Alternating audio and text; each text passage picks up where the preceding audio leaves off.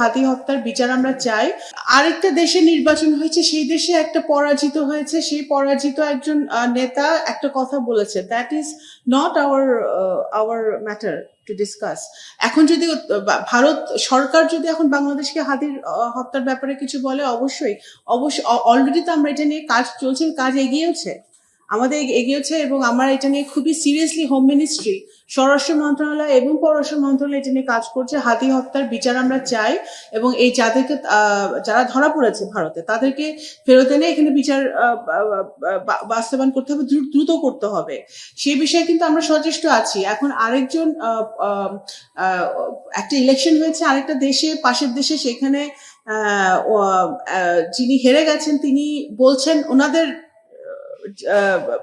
সরকারকে উদ্দেশ্য করে, সেটা নিয়ে এখানে আমার বাংলাদেশে আমার কমেন্ট করা উচিত হবে বলে আমি মনে করি না। এবং কিন্তু আমরা হাদি হত্যার ব্যাপারে আমরা ডিরেক্টলি গভর্নমেন্টের সাথে, কারণ আমার যদি এই কালপ্রিটদেরকে ফেরত আনতে হয়, তাদেরকে কিন্তু আমার ভারত সরকারের সাথে কূটনৈতিক সম্পর্কের মাধ্যমে আমার ফেরত আনতে হবে, এবং সেগুলো কিন্তু আমরা কাজ করছি খুবই সিরিয়াসলি, এবং এটা কিন্তু এগিয়েছে, বেশ ভালো এগিয়েছে।